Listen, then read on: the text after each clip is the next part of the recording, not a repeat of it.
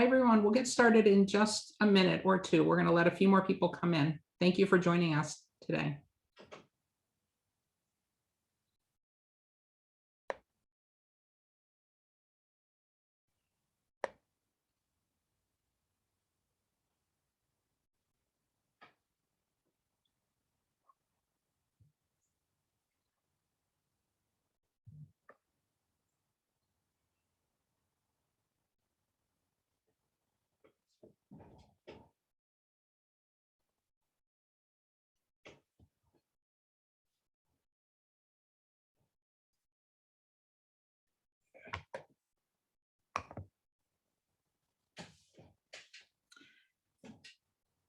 Welcome, everyone. Welcome to the Delaware Student Success session today on I Want to Go to College. Now what? This will be a really informative session, and thank you for taking the time to join us. My name is Karen Keegan from the Delaware Department of Education. On this webinar with us are our colleagues from the University of Delaware Institute for Public Administration, who are helping us to run these Delaware Student Success webinars. So thank you very much to them. Chris Kelly, Tilly Jonas, and Rachel Whittam, who are in the background today. Let me introduce our speaker. Kim Lopez is a lifelong Delawarean who is passionate about access to education. She attended William Penn High School and then went on to Cornell and the University of Pennsylvania for her undergraduate and master's degree. She recently worked at Teen Sharp, where she helps students navigate high school and then go on to college. Kim is the current program manager at Rodell, working on post-secondary education and the teacher pipeline project. So I'm going to turn this over to Kim and we will get started. So thank you, everyone. And we are recording the session, just so you know, and we will have the session posted on the DelawareStudentSuccess.org website in a couple of days. Thank you, Karen. Good evening, everyone. Happy to be here. I'm excited to talk with you all today. Last week, for those of you that were able to join, we talked about some reasons about going to college. What are the benefits? What are some things to be thinking about? And so the idea is that now you may be ready to say, yes, I want to take the plunge. I think college is probably for me. So what should I do to make sure that I'm ready? And so I'm really excited to talk to you guys about this topic because I've spent many years on, as we say, both sides of the desk, meaning that I spent some years reading applications for admission to the university. And then, as Karen mentioned, I also spent many years helping students get into college. So I'm very excited about this topic. And I know that it's something that you guys can take full advantage of and really prepare yourselves to be the best applicants possible. So with that in mind, I wanted to add a few norms to this discussion today. For those of you on the call, as you have questions about what we're talking about, please feel free to put them in the chat and I'll do my best to answer as we go. For any questions that may be a little bit different topics, and we can either answer them at the very end, or you can get in touch with the folks at the University of Delaware who are helping to put this on, and they will help answer your questions afterward. So with that in mind, I'm actually going to change the screen. And I'd love to start off with a poll. So if you guys can go to menti.com and then put in the code 70383085. You can do this on your cell phone, or if you're on your computer right now, you can open a browser tab and go to menti.com and enter this code. Then I want you guys to just throw in there, what are some factors, and you can do more than one in response, that you think admissions officers consider when they're evaluating applicants for admission. So for those of you who may be first generation to college, like I was, there are actually people whose job it is to read your applications. And so they're going to be looking at different things that you submit. And so I want to know, what do you guys think are the factors that they use to determine if you should be admitted or not? So go ahead and throw in a couple of different responses. They don't just look at one thing, right? So go ahead and throw in a couple of things that you think that they consider when you're applying to a college for admission. So go ahead and throw some things in there. If anybody's having trouble with Menti, let us know, but it's very simple. Just open a browser on your phone or your computer, menti.com, and enter the code. Excellent. So I see some responses coming through now. So I see more than one person has said grades, extracurriculars, GPA is coming through, awards. I'm curious what you mean by awards. That's a very interesting one to put in there. Leadership, Thank you for adding that. Referrals. So we'll get into what you might mean by that as well. Being well-rounded. We hear that a lot when we talk about college, right? Are you a well-rounded student? Excellent. Let's see. Lots of folks are putting in grades. So the bigger the word means that more people are writing it. So a lot of you agree on the grades. It's the center one, right? Excellent. GPA is also really big on the list. I see essay, good behavior. That's interesting. Participation. So if somebody wrote social media. So that's interesting. That's not necessarily something that a lot of colleges look at, but it's interesting that you're thinking about that. Extracurriculars is still a pretty big one on there. Leadership's also fairly big. Personality, I like that someone put that in there. Test scores. Yeah, so we have some people saying SAT test scores, academics. Excellent. Skills. So we have quite a number of you responded. We have about 25 responses so far. Excellent. I really appreciate you guys doing this. It's helpful for me to get a sense of what you guys think so we can use that in our discussion today. Oh, wow. I think everybody's responded. This is great. I really appreciate the participation. So we'll just look at this one more time really quickly. So the ones that are standing out: grades, extracurriculars, behavior, personality, GPA, and leadership are the big ones that you guys have identified, with a lot of other things popping up in there as well. Excellent. So I'm going to stop that presentation and we'll go back to our PowerPoint. Thank you guys for putting that in there. So it sounds like some of you do have an idea of what's going to be used in your admission. So here's a list of things which you guys talked about in different words, but you did hit on most of them. Transcript, that's where we're going to see your GPA and your grades. Nobody listed out courses, but that's part of the transcript, right? Testing, some of you listed that out, but as you'll see here, less and less. So you guys may have noticed with COVID, testing became less important this year and next year for admission. So that's kind of exciting for a lot of students. Teacher recommendations, someone wrote referral.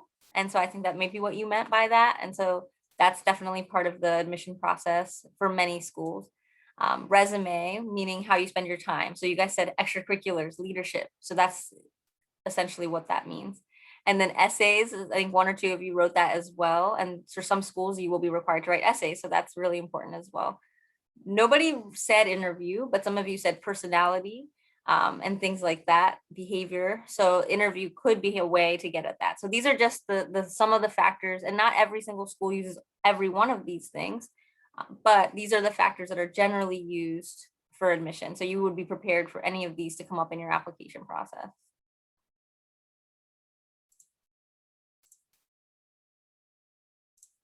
Yes, and just as a reminder, if you guys have questions, please do write them in the chat and I'll do my best to answer them as we go. So as you can see here, I wanted you guys to think about a little bit about what can I do about this? So there are these 6 factors that will be used in my admission, but what can I do right now? I think a lot of students feel sometimes like this is out of their control, but depending on what grade you're in, you actually have different degrees of control on each of these pieces. So I wanted to highlight specifically transcript, teacher recommendations, and resumes. So on your transcript, yeah, you may not be able to affect the grades that you've gotten previously, but you can certainly impact the ones coming forward in your career. And you can always elect the classes that you take. So you can pick the ones that may help you in your admission process to specific colleges. And that's definitely in your power, right? So if you know that math is a weaker subject for you, we can get help from teachers, we can find tutors, we can impact those grades positively. And you can always increase your rigor and take more challenging classes once you feel confident in those classes. Teacher recommendations is one that you guys mentioned. And definitely this is a really great way to help yourself stand out in the admissions process.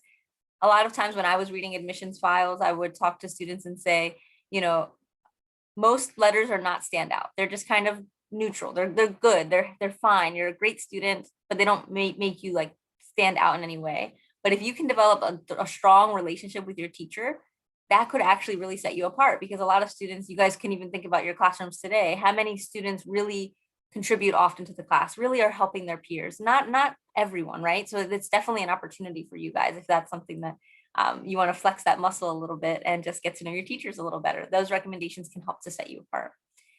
And your resume is definitely something you guys still can impact. No matter which grade you're in, you can start being thoughtful about the way that you spend your time and trying to develop different leadership through those different clubs that you might be on or the athletics that you participate with.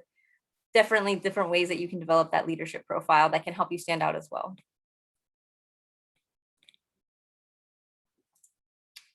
Alrighty. So let's dig in a little bit to that first part, the academic pieces. So I wanted to go over some misconceptions that I often have talked to a lot of students and families about. And it's a little confusing because sometimes we think about, oh, if I just do everything I'm supposed to do to graduate from high school, I will not only be prepared for college, but colleges will be excited about me. Unfortunately, it doesn't always match up. So let's look at this really quickly. So the standard high school graduation requirements for Delaware graduates are as follows. You need 4 credits of English, 4 credits of math, 3 of science, 3 of social studies, 2 world language, 3 career pathways, and then we have some gym, health, and elective requirements. So this is what you need to finish high school in Delaware. Now, does it match up with what you need for college? Yes and no. So to set yourself up for the best success, you're really going to need to be digging a little deeper in some of these areas.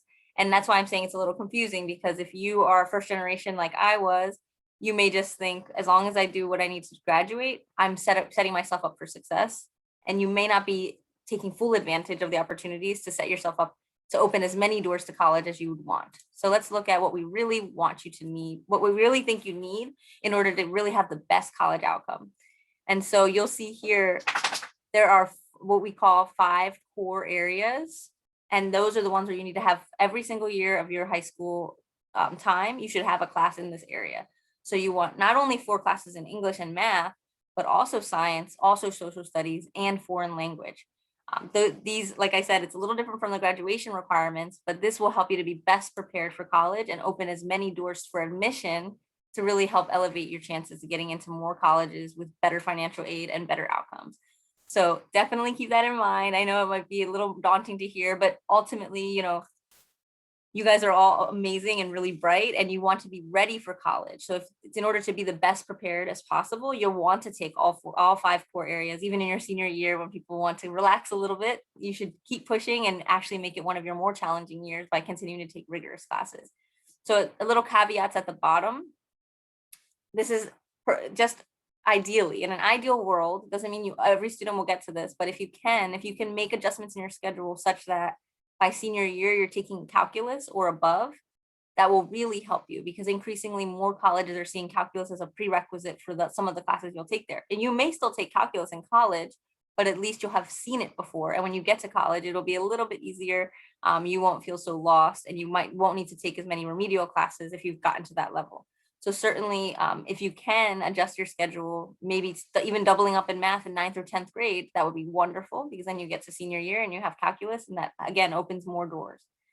And then the world language is really an interesting one, because I've had many students say, well, I took 2 years of Spanish and now I'm going to take 2 years of French. So I have four years of a world language.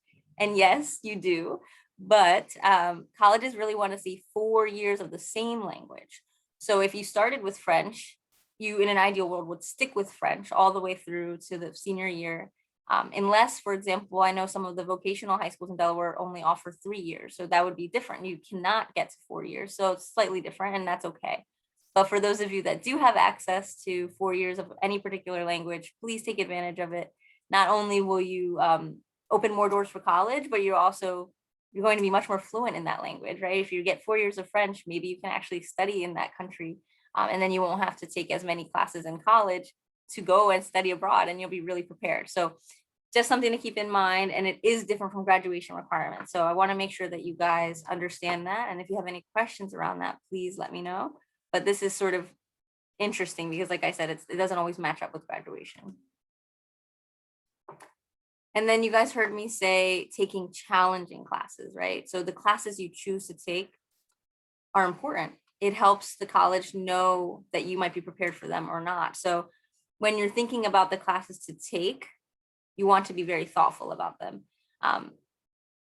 All of your high schools offer different types of classes that you can take in different levels. So you want to take a look at what they're offering and try to take challenging, rigorous classes when you can.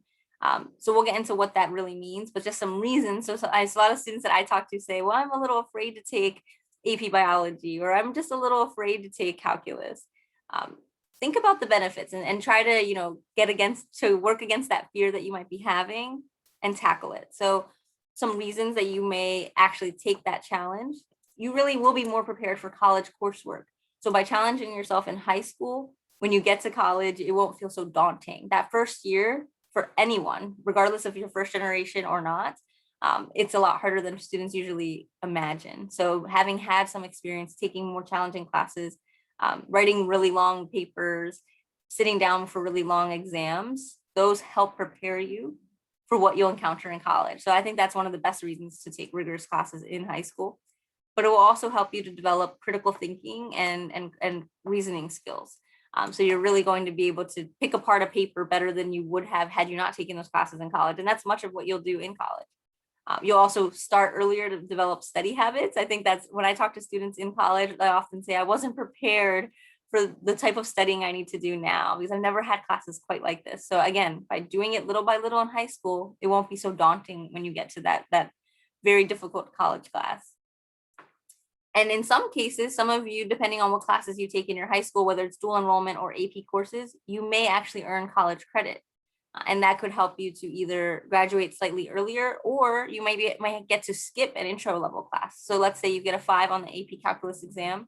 Maybe instead of starting with math 101, you can take math 201 and kind of skip that entry level. So even if you don't get a credit, it's still going to help you be better prepared and perhaps miss taking a class you didn't want to take. I didn't have to take one of my writing classes my freshman year. So it opened me up for a more fun class that I was very excited to take. So that's another thing that you can think about. Also just a good to challenge yourself and just see what you can handle. And like I said, slowly ramping up is really going to help. And the last reason, which is not the main reason, but it's a good reason, it helps you stand out on college applications. So we're going to talk about how you can stand out at the different high schools that we have here in the state, because every school is different.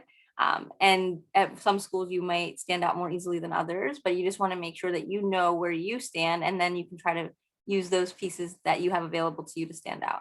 So there's a lot of reasons to do this. And again, I know that it can be a little scary, but know that you guys are all very bright and you can take advantage of your teachers in terms of how asking for help, get peer study groups and other things to make sure that you're prepared and to do really, really well, because I know you guys can do it. So now I wanted to take a look at school profiles. School profiles are something that college admissions officers use in order to say, oh, Kim Lopez just applied to my college. Let's see if she's prepared for my college. So how will they do that? Like I mentioned very briefly, some of you go to vocational high schools and you may not have access to 4 years of foreign language. And so the only way that a college admissions officer would know that is by looking at your school's profile.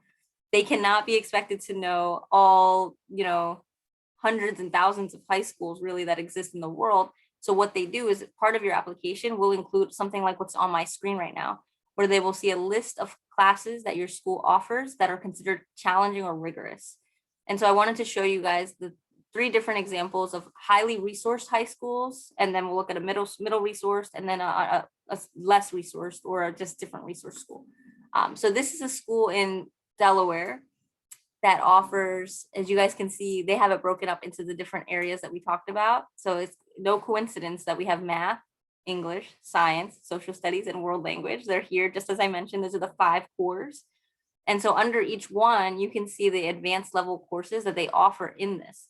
So the way that the admissions officer would look at it is say, okay, Kim Lopez applied to my school.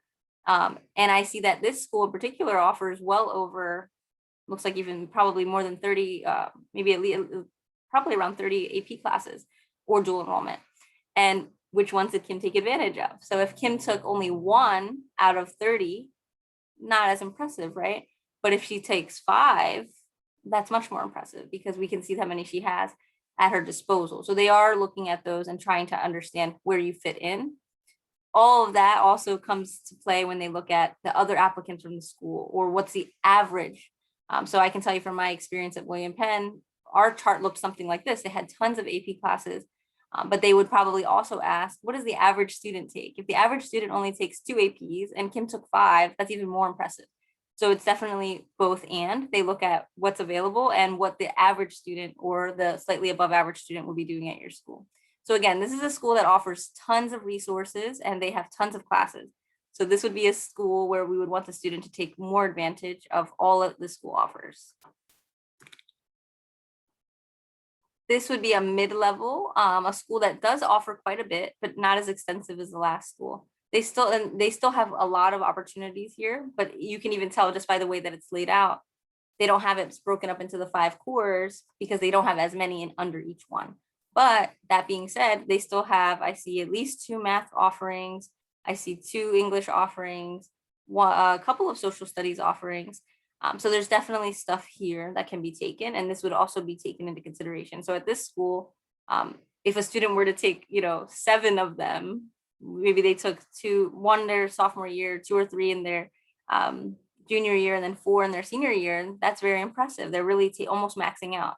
And so I think that's something that I want you guys to consider and think about. What can you handle based on your particular student experience and what's available at your school? And you want to be very thoughtful. Talk with your counselor, talk with your teacher, say, my goal is to take X number of classes or to get to AP Calculus or whichever classes you're really excited about, and make a plan. Talk to them about how we can make it happen, because again, this is what's used in the admissions process to assess if you're ready or not.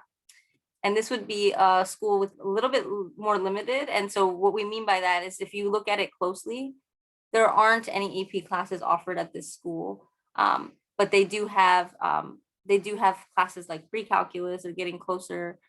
They may have some dual enrollment courses. So you just want to look at what is available at your school. And for a school like this one, for those of you that go to schools that don't offer many dual enrollment or any AP classes, another thing that you guys could do is consider taking classes outside of your school, because that would really help you stand out. Think about how many kids at your school probably do that. Not a lot. So definitely look at what's available to you. And Delaware has some really great partnerships with Wilmington University and DSU as well, where you can take early college credits for a very low discounted price. And some of your schools may even help you with that. So definitely ask, see what's out there, and talk to your counselor and tell them, I'm really interested in getting ready for college. So I really would love to take more dual enrollment than what is even offered here. So just try to figure out, I wanted to put this on the slide on the screen. So I wanted you guys to be aware of what's available to you. The more knowledge you have, the more power you have. So if you know what's available to you, then you can start to make choices that will help you in the long run, now that you know you want to go to college. So as we kind of talked about it a little bit, I wanted to just go one more time over how do the admissions officers really use this? And they really are trying to determine how much you're challenging yourself in your context. They want to understand how ready you are for college. And they also are able to understand a little bit about how you might handle difficult situations. So you may be able to see by a student who had those 30 offerings that only took 1, maybe they're a little bit afraid of taking that challenging route. And that may be something that the college may take note of, and they may just want to know why or why not. And then they will also utilize the recommendation letter to see how students took advantage. So again, that's where that additional context might come out, where it might say, wow, we have 30, most kids at most take 5. So the fact that Kim took 6 really helps her stand out. So there's additional context that comes out from your teachers and from your counselors that can be really helpful in the admissions process.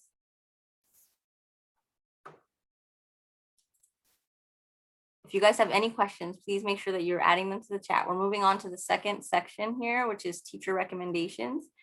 So I wanted to talk to you guys a little bit about how they're utilized and how you can use it to your advantage, because as I mentioned earlier, it really can help you stand out. So it's rarely, very rarely, if ever, used against the student.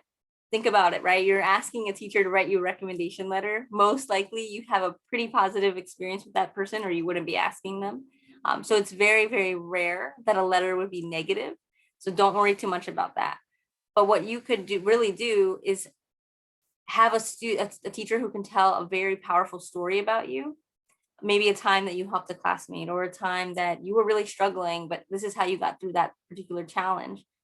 That is very powerful, right? The admissions committee can then take those stories and apply them to how you might participate in college and what it might look like for you as a freshman or as a senior on their campus. So definitely take advantage of thinking about who do you have those relationships with, or who can you start to build them with. So think about that as well. It can also help them gain an understanding of what you might be like in college classrooms. So if you are very helpful to your math teacher now, you're probably going to be very helpful to your math classmates in college. On the flip side, if you tend to not talk much and folks don't know that you're in the room, that might be true in college too. So it's not necessarily 100% correlation, but admissions officers are trying to use it to understand how you might be like in a college classroom. And then there's a question in chat, and I will get to that in just a second. And lastly, it can also help a little bit with that personality piece that you guys mentioned in the very beginning. So there's some words that might come out of the letter that may call you kind, helpful, a team player, or they could be you're competitive or disengaged. So these are also helpful for admissions officers to determine who you are as a person, because ultimately you're a classmate, but you're also going to be a friend and a roommate and a peer. So these are all things that are important. And someone asked in the chat, which teachers do I ask for a teacher recommendation? Is it a particular person, a particular grade, a particular, middle school or high school? Generally speaking, and it may vary by each college, so you want to look, but generally speaking, we usually recommend that you get recommendation letters from 11th or 12th grade teachers, and most colleges will require 2. So if that's the case, you can sometimes even do an optional recommendation. So if you did have someone that you have made a great relationship with from middle school and you're still in touch with them, maybe they're your coach for something else, maybe they become a mentor to you, that could be an additional recommendation, but you wouldn't use that person as your core recommenders. In addition to that, you do want it to be from the 5 core areas that we talked about, because those are the areas that the colleges are most honed in on. Those are the areas on the transcript that they're really looking at.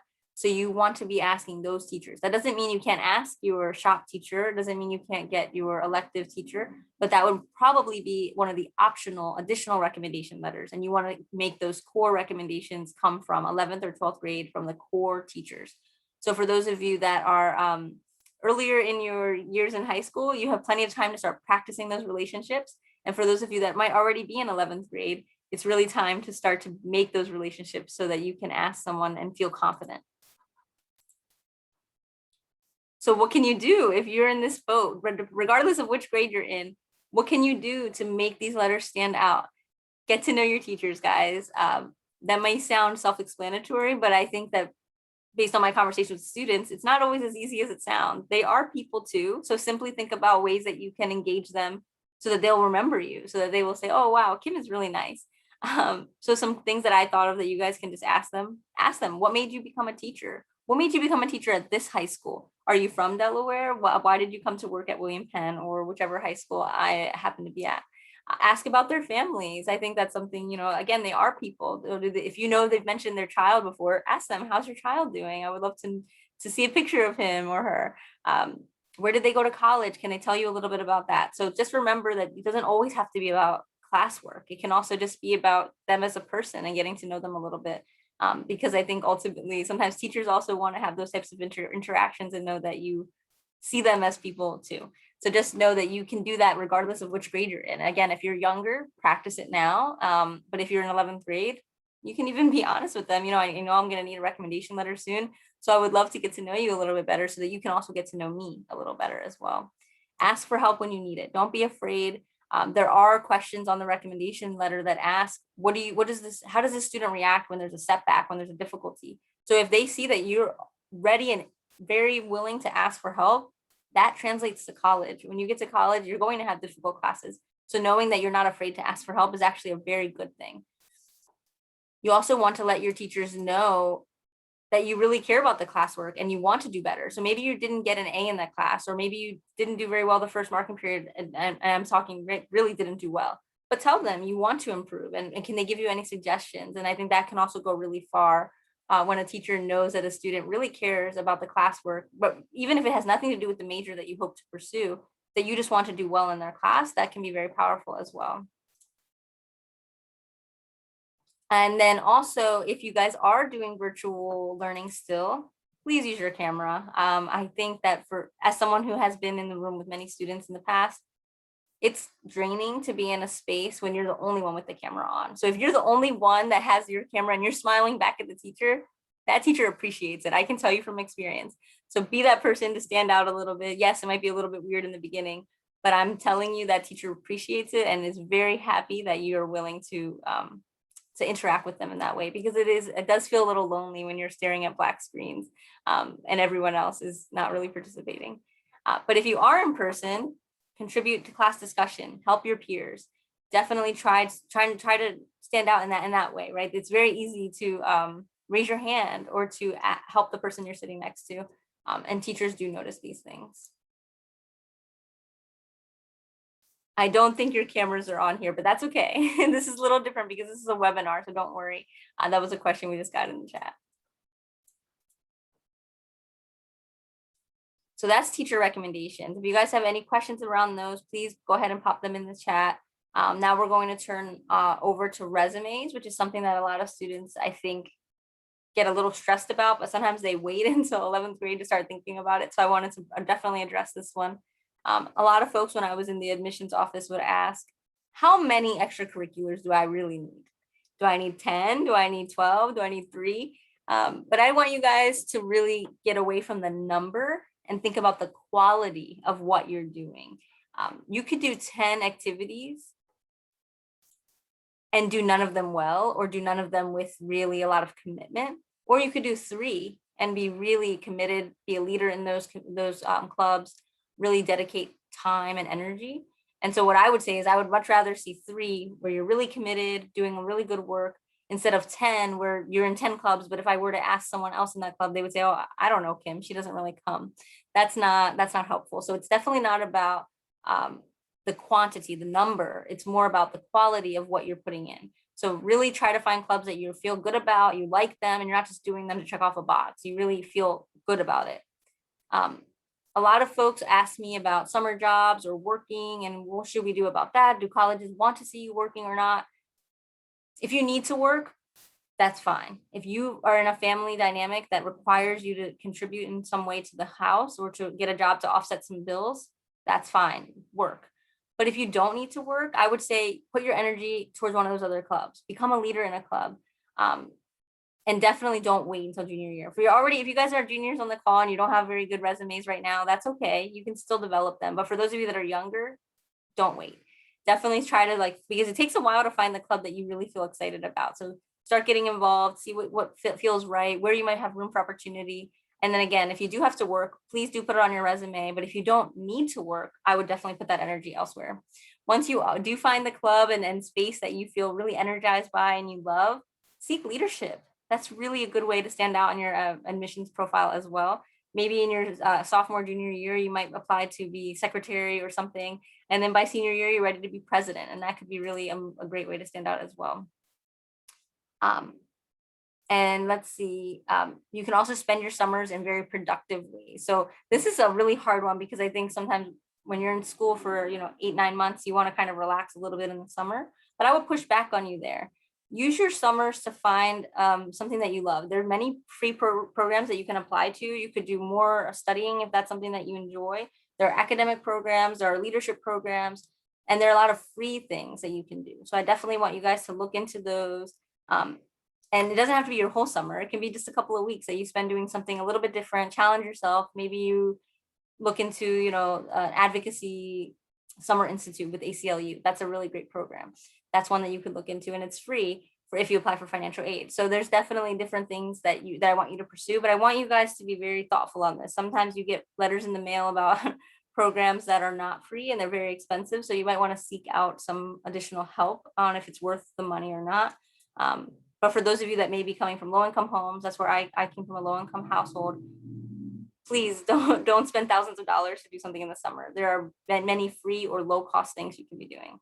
And another point is definitely to keep a good record of everything that you're achieving, because I know when I was a senior, I was totally confused. I didn't remember all the things that I had accomplished. So I want you guys to either keep a binder or now maybe even a digital folder where you can just drop in, make a list of things that you've done so you can add them to your resume when it comes time to do that. And if you are someone who's talented, maybe you're a singer, or maybe you are a soccer player or a track star, enter competitions. That's a really good way to prove that your talent is really something to be excited about. Talents and hobbies are different, right? I love to sing in the shower, but I would never sing in front of people. right? So it's a very different thing. That would be my hobby, not a talent. I am not entering competitions. But on the flip side, if I was an amazing singer, I should enter a competition because then I can put that on my resume. Anyone can say that they like to sing, but few people can say that they are an award-winning singer. So certainly if you can validate those talents, that'd be really helpful. And so I do see a few questions in the chat, so I'm going to go ahead and try to answer those. Okay, so someone is saying, I tend to get a little bit overwhelmed when it comes to extracurriculars. How do I know which are most valuable to my resume? It's a really good question, and it is something that I think students stress about often. So what I'll say is not to think so much about which ones make me look the best or which ones are most valuable, but instead think about which ones do I really love? Which ones really get me excited? Just do those, because at the end of the day, the ones that, if you're most passionate about them, you get really excited, you're more likely to get a leadership position. You're more likely to stand out in your community. Your teachers will notice it more because like, wow, Kim is really into sustainability. She's always talking to us about it. She presents to the class about it. She really is trying to make our school a leader in sustainability and recycling or whatever the case may be. And that will come across in your letters. That will come across in your essay, most likely. That's going to come across in your leadership. So it's not necessarily about which ones stand out the most, which ones are the most impressive, but which ones do you like the most, and just keep pursuing them. As I said, similar to the talent thing. If you like something a lot, keep putting a lot of energy into it, and it will show. Don't be afraid to tell people about what you're doing, get people involved, and I think that will be much more helpful than simply thinking about what's most impressive. And someone asked how many clubs you need to join. There's no set number. I would definitely say, in your freshman and sophomore year, try out a few different things and see what feels right. But again, it's quality over quantity. And that just means it doesn't matter the number you do, but it matters how well you do them. And so I have seen students do 10 clubs and do them really well, and that's great. But again, that's not most students. Most students probably would do somewhere between 3 and 5 really well. So it's better to do them well and have leadership and be committed than to have too many and not have a very dynamic experience in that club. So yeah, we're getting a couple questions about the quantity, and it's not about that. So if you're freshman year, that might be when you dabble in more, but certainly you want to find some that stick. So you don't want every year to be doing a different thing. I would say in your freshman year, as many as you can handle without making your grades suffer. Go to a club meeting here and there, check out this sport and see which ones you like, and then stick with a couple, but don't change them every year, and don't feel like you have to do 10 because it's not really feasible, and you probably won't have a very big presence in any of them because you're stretching yourself too thin. So hopefully that's helpful to your questions in the chat. So what can you guys do right now? What are some steps that you can take right now to utilize some of the things that we talked about today? I want you guys to ask for your transcript. I've met so many students who say, I don't know what's on my transcript. I don't know what my school profile looks like. Take a look at them, see what you have already done, and compare it to the school profile and see kind of where you stand. You could ask your counselor if they could talk to you about that. Just having an understanding of where you stand is powerful, because then you can kind of move forward from there.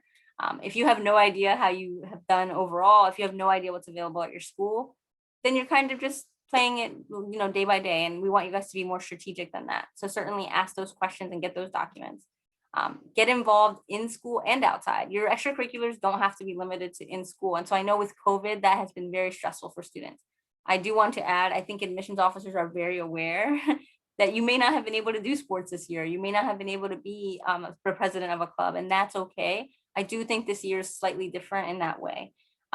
So don't overly stress yourself out. Do what you can, help your neighbor, whatever it looks like in COVID times, that's okay. Don't be stressed about it, but do seek different ways. And once things are a little bit safer, you can kind of get back into what you used to do, or maybe you have still been able to keep doing it. I know one of my students at Team Sharp, she was in the chess club and they were able to go online and continue playing chess. So be creative and think of ways that you can keep doing the things that you love. Practice talking to your teachers. I know I already said that a lot, but I think that is one that is hard, especially for someone who might be a little bit on the shy side. I know a self-proclaimed shy student back in the day.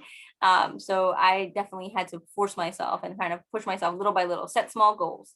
And then I want you guys to all apply to the Delaware Goes to College Academy virtual boot camp. That is starting next week. So the website's there, and I want you guys to go ahead and sign up. They're going to talk about all of these things and more. So they'll dig a little deeper into all of the areas, and you'll be able to kind of ask more questions, hear from other peers who maybe have doing this really well and might have ideas for you or recommendations, but also hear from leaders in admissions. They're going to have many people that you can talk to and ask questions. How do you check your transcript? That's a really good question. So someone asked, how do I even get a hold of my transcript? Every school is different. So if your school has home access center, you can pull that up there for most of you. And if you still can't find it, just ask your counselor or ask your teacher. I think this is another good way to practice talking to those people that will have an influence on your application. Just ask them, I don't know how to do this. And that's what I'm saying. The fact that someone even asked that is proof that many of you don't know how to access it and you have never had to do that before. So it's okay. Go ahead and ask that question. Again, every school is a little different, but most of you have a portal that you can log into and download your transcript. And so your transcript is just all of the grades that you've accumulated so far. So think about your report cards. If you have a 9th grade report card and a 10th grade report card, the transcript has 9th and 10th grade together. And if you are a senior, then you have 9th, 10th, 11th, and then first semester of senior year. And that's what the colleges will look at when you apply to college. So certainly good to start getting used to asking for these documents now, because you might even need them to apply to summer programs. Someone is asking, by when do I need to apply to the boot camp? That's a really good question. I think that ideally, if I'm remembering correctly, they want you to register by tomorrow. But I'm sure that they will be flexible because we are in a virtual world and they don't have to coordinate transportation this year. So if you can register sooner than later, definitely do that. But don't worry too much if you have to talk to your parents this weekend. That's okay too. So that's definitely a lot of information that we went over today. We want to also remind you guys about your ability to text. So if you guys have questions that we didn't get to today, you can certainly go to this phone number here and text success. I don't know if anybody on the team wants to add any more to this slide, but it's a really good resource for you guys to ask more questions. I can talk about that for a second. Thank you, Kim, for all that really great information. This is a texting program through the Department of Education, and the people who are on this call, not Kim, but the other people who are running this call are the ones that read the texts and we answer your questions. So if it's for 9th, 10th, 11th, and 12th graders, and also your parents or caregivers can sign up as well. So you text the word success to 302-492-2092, and it will ask you, I think, 4 questions: your first name, your last name, your school, and your grade. And that's so that we can make sure, if you're a 9th grader, we're not sending you information that's really just for seniors, so that we send about 2 texts a week. And it's things that you can be doing, things like Kim talked about, time to think about summer jobs, or just other things during the year to help you prepare for your next steps after high school. And you can opt out anytime if you change your mind, but you can also ask us questions directly that you need answers to, and we'll either answer them or tell you who can help you get those answers. So feel free to sign up for the texting program. Absolutely. Please take advantage of all the resources that you guys can. The process is very confusing and complex. So the more help you have, the better. So certainly take advantage of that. And then last, I want to put another question up on the board. So if you guys, let's see if I can find it. Let me pull up the other one.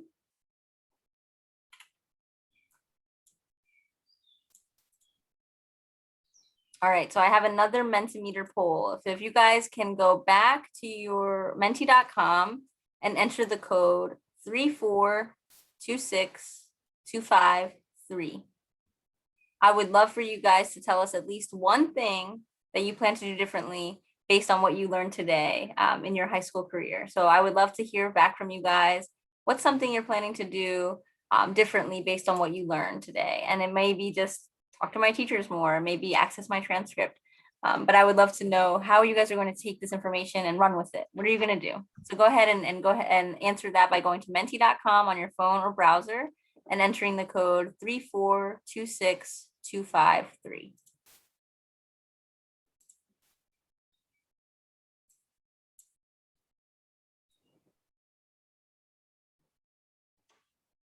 If anybody needs help, let us know, but this is really helpful for me to know how you guys are going to change your behaviors. So someone says, I will make sure to write down all the extracurriculars that I do. Excellent. So you can have a master resume where you just keep adding to it. That's a really good idea. Join more clubs at my school. Excellent. Explore, see what you guys like. Take a look at my transcript. Yes, see where you stand. I'm going to get more involved and attend more club meetings. Excellent. 4 years of Spanish rather than 3. Excellent. That's amazing. I love to see that. I want to improve my grades in school and make sure that I do what I need to in order to pursue my dreams. And you will. You'll do great. Seek help, and you can do this. Just ask for help. Look for tutors. Talk to your teachers. I know you can do it. You guys are very, very capable. The fact that you're here tells me that. Make better connections with my teachers. Awesome. That's really, again, that's harder than it sounds. So I'm really excited that one of you is excited to do that. Talk to my teachers more. Be more confident to ask for help and talk to my teachers. Excellent. Many of you are saying that. Communicate with my teachers. I will keep my camera on more often. That's really nice. I love to hear that. Ask for help. Take more challenging classes. Ask more questions. Help others. Be confident to ask for help and talk to my teachers. You guys are awesome. Communicate with them, and by taking more extracurriculars as well. This is awesome. You guys, seems like you really took away a lot. And so thank you so much for sharing that. Let's see, have a lot of, know more about my teachers. Yes, that was really good. Seems like you guys really heard that one. Join some clubs. Excellent, excellent. So I think we do have a few more minutes. If anybody has any questions that we didn't get to, you guys can go ahead and throw them up in the chat and we'll answer them. I'm just reading through a few more of these here. I'll double up on math so that I can have a calculus or higher my senior year. Excellent. That's a really great goal. I will try my 110% on everything that I get involved in. Oh, it moved. It moved. I was right in the middle of reading one of them, but it'll come back. These are great. Thank you guys so much for participating. This is really helpful for me. I'll be more social and join different clubs. Excellent. So let's see. So let me throw this back. All right. So now we do have some questions in the chat.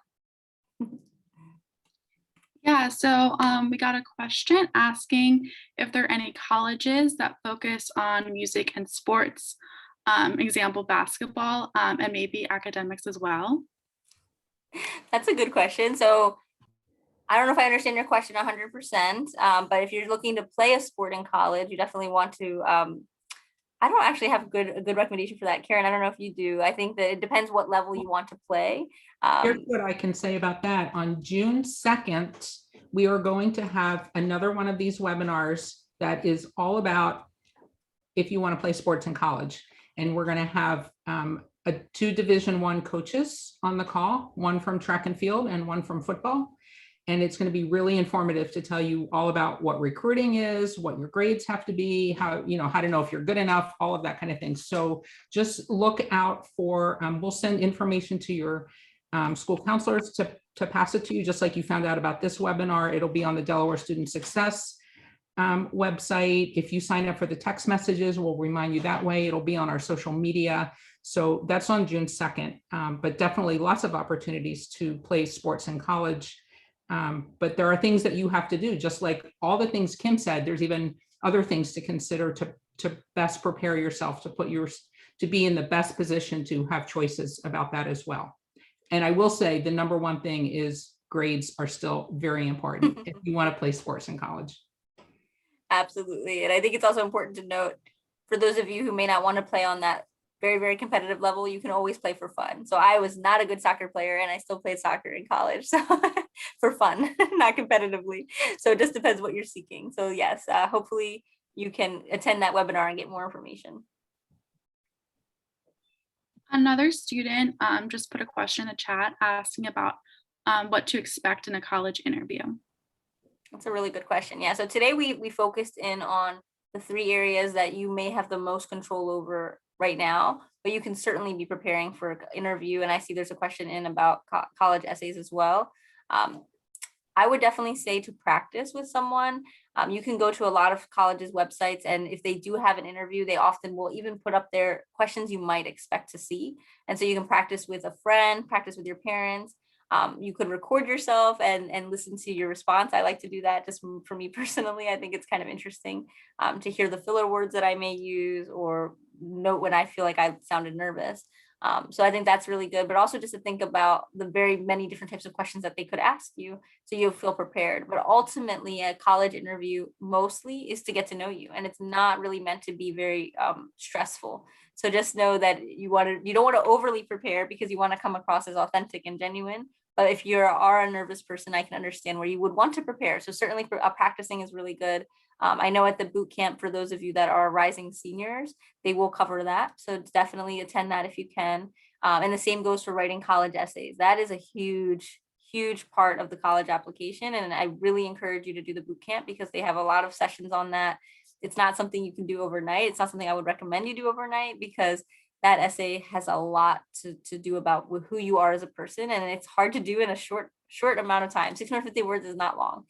So that is your personal statement, and they will go over that at the Delaware College Academy boot camp. And then there's other essays that you'll have to write. You might have to write a college essay as to why I'm applying to the University of Delaware, or why I'm applying to the University of Pennsylvania, or whichever college it is.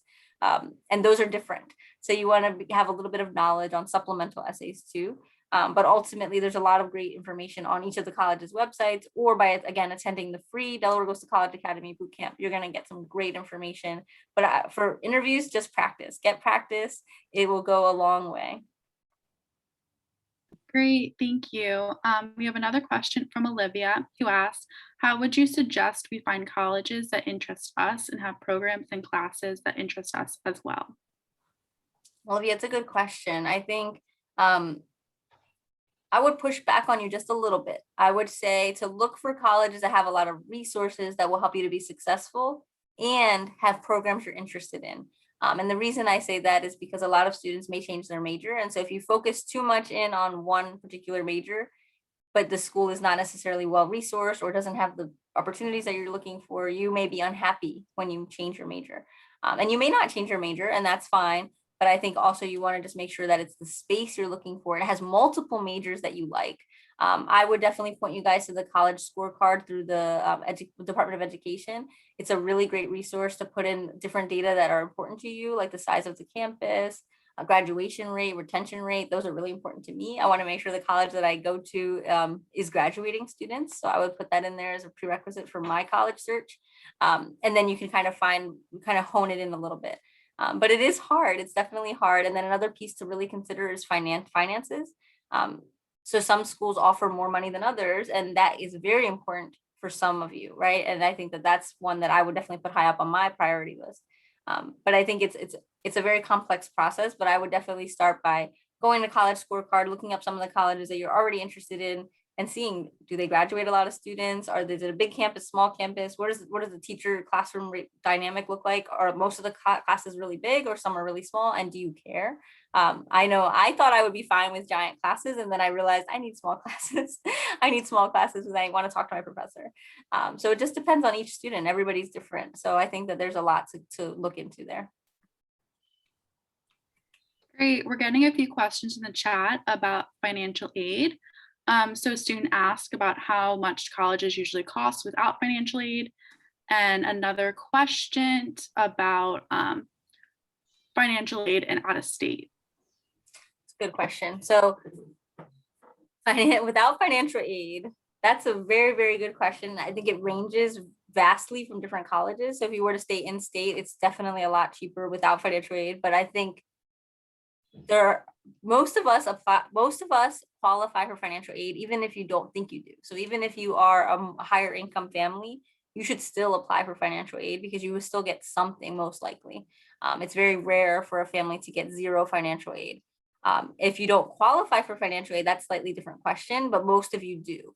So unless you don't have a social security number, you will qualify. So I want you guys, instead of asking how much does it cost without, instead you should ask, which colleges offer which types of financial aid and how can I get that? So if you have a talent that maybe you want to apply for merit aid, meaning that you have great grades or a great talent like a sport, or maybe you are a huge leader on campus, whatever, there's different scholarships for different merit, but that's one. Or maybe you are a need-based financial aid person like I was, and my family just qualified simply because we didn't have a lot. So instead, that's what I would focus in on more, because I think that most of you do qualify and you should get financial aid, and that's the best way to pay for college. rather than thinking about the various costs. And again, from the last webinar, we talked briefly about how simply because it has a higher price tag doesn't mean it will cost you more. I went to one of the most expensive colleges in the country, and I paid less than I did if I were to stay in state. So that's not a good way to judge. So you want to definitely dig a little deeper and seek help from your counselors, from the texting app, whatever it may be. You're going to have to ask a few more questions to get to that. It's very complicated, honestly, but I know you guys can do it. Can I add one thing to that information? When you guys go back to school in the fall, all of your schools offer financial aid nights. Well, in addition, you will probably learn about some of this in the Delaware Goes to College Academy. But when you go back to school, they have financial aid nights that are for students and for parents, and they're just general information sessions. So you can look for those. They'll be posted in Schoology, or your school counselor can tell you where they are. And even if you're in 9th grade or 10th grade, that's not too early to start learning about that. So those kinds of information sessions are a really good place to start learning about financial aid and how to pay for college. Absolutely. The more information you guys have earlier, trust me, you're going to do better. It's really good. Another student asked a question in the chat about what they should look for when visiting a college campus. That's a really good question. I think it really depends on each student, but for me, what I tell my students is that I would really like you to ask what resources are available. If I'm struggling academically, where would I go? Do students interact with their professors frequently? Do they, outside of the classroom, do they go to office hours? Do they come to dinner? Whatever the case may be. I know I had a faculty in residence, so they actually lived in the dorm with us. And I think that's important, right? I think it tells you a little bit about how the school feels about how the relationship between professor and student should be, and if they're strong or not. But again, maybe it doesn't matter to you. Maybe you are a student who wants a cultural resource center on campus, then you should make sure they have one.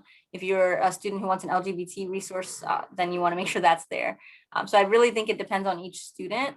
But I think that's what I would look for. Ask yourself before you go to the visit, what are the resources that most matter to me? What are the things that matter to me the most? I would also talk to some students that are on campus, maybe ones that don't work for the admissions office, so you can get the real scoop.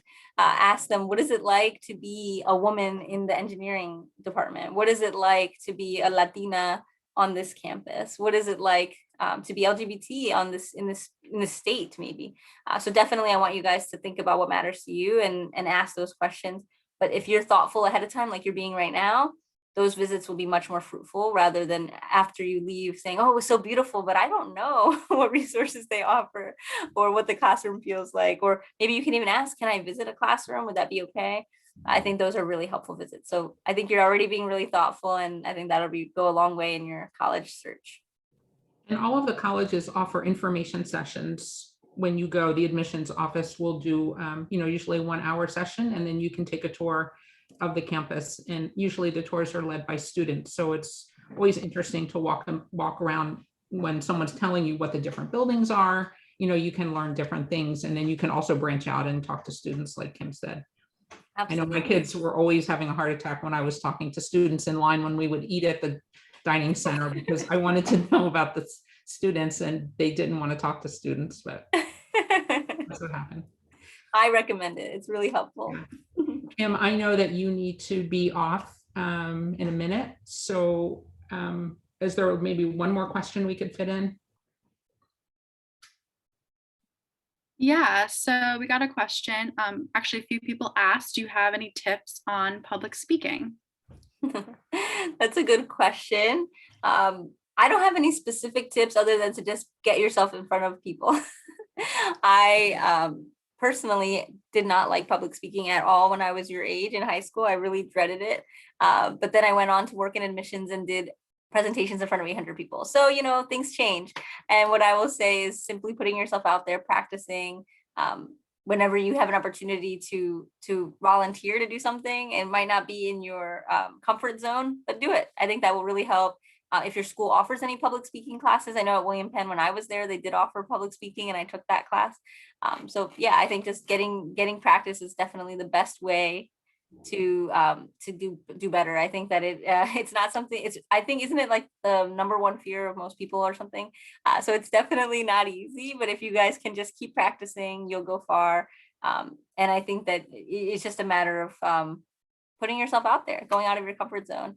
But I've really appreciated talking with you all today. I hope that you'll take advantage of the texting feature, and they put the number in the chat so you guys can keep asking questions. I know we didn't get to them all today, but go ahead and ask the folks on this call for more help. And I wish you all best of luck and great success, and have a great day. Thank you, guys. Thank you, everyone, for joining us. And please join the texting program, because we can answer your questions. It's us that will be answering, real people. We're not robots. So feel free to follow up through texting. So thank you, everyone. If you found this helpful, oh, the other thing, if you sign up for texting, let us know what you followed up on and what you did, that you said you were going to do after this webinar. We would love to hear that. And if you think this might be helpful to some of your friends, let them know about it. And probably early next week, it'll be on the DelawareStudentSuccess.org website, and other people can listen to this recording. So thank you very much for taking the time to join us. We appreciate it. And good luck to you, and stay in touch with us. Thank you.